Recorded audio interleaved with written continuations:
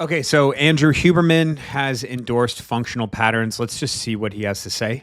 I have resistance training. I'm very interested in some of these functional patterns folks online. They've got some really interesting points about the need to do more real world throwing, sprinting type activities. Here's an idea. If we step back from the human species, what do humans need? We need to reproduce, take care of our young, propagate, all the stuff we talked about before. Throughout human evolution, humans have gotten to a point where they don't have to throw, run, or do any of these things. And perhaps, and someone should look at this, perhaps the areas of the brain that atrophy first, the neural pathways that atrophy first in everybody are the areas involved with jumping, landing, throwing, navigating, uneven surfaces, lack of familiarity. It could be that deterioration of those pathways sets in motion a cascade of things that cause the loss of neurons in other areas. And then, like so many things, it tends to, and then we get demented with age. Yeah. Okay, so there's that, and I think this one stings a little bit. I don't think that Andrew knows the character that he is endorsing.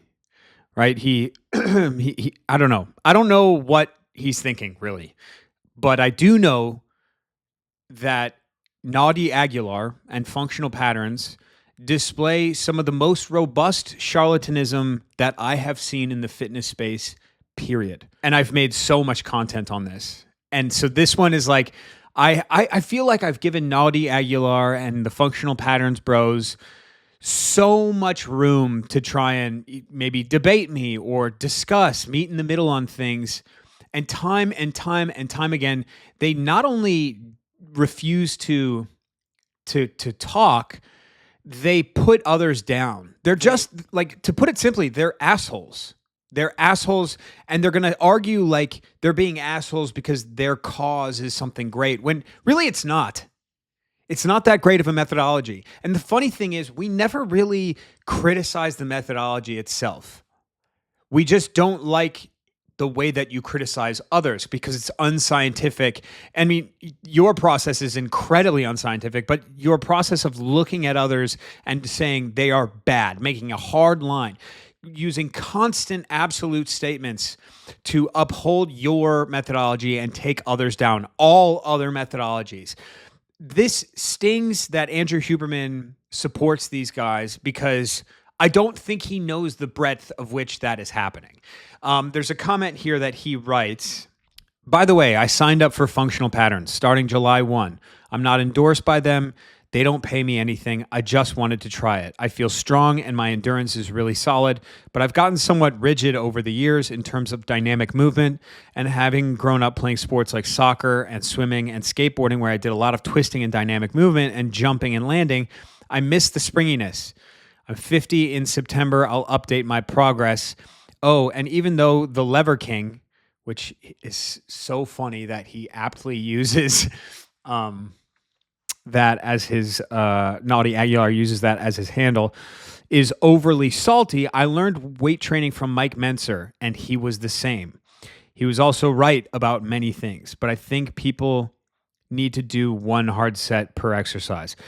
Yeah, I really do think Andrew Huberman, I would love to sit and talk with him. I've met him. He follows me on Instagram. I follow him on Instagram. He just does not understand how awful these people are, including Naughty Aguilar. And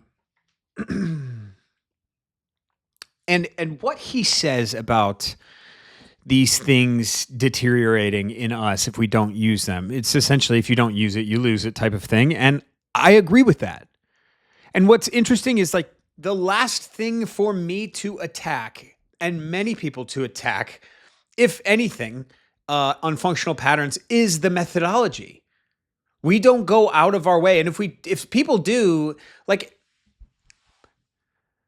Naughty Aguilar cannot and has never said that any other training methodology is good. And he will say, yep, you're right. I hate them all. They're all awful. And he'll continuously put others down to lift himself up. He will continuously be a stubborn narcissist.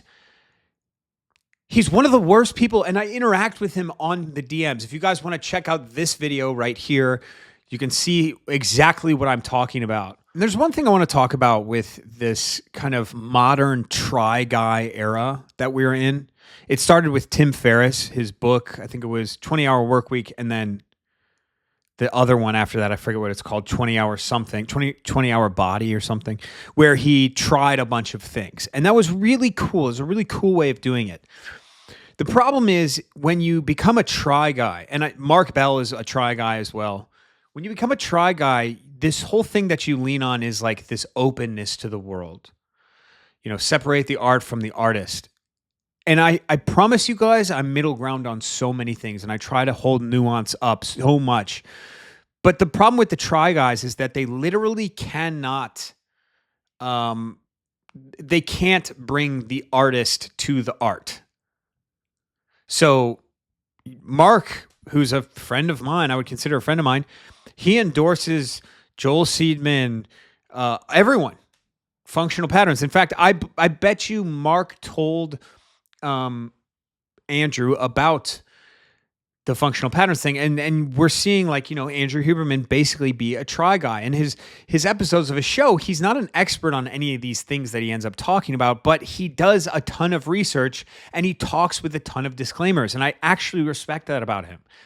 I'm not going to sit here and say that this guy's not allowed to talk about these things, because he's not an expert, because I wouldn't be able to talk about anything. The thing, again, that I'm going to harp on here is at some point, we have to stand strong. I truly believe in my heart of hearts, Naudi Aguilar is an extremely flawed, bad character and a bad actor. And his methodology, I honestly don't even care about it at this point. I think that everything he does in this space is negative. And it just stings to see Andrew Huberman kind of just endorse it. There are so many ways. It's funny, he says I used to play soccer and skateboard and I did so much more. Why don't you just do those? You could just do those things. You're going to be 50 in September. So are you saying that it is going to be impossible to do those things and you need to do functional patterns to do those things? Why can't you just rotate and start training?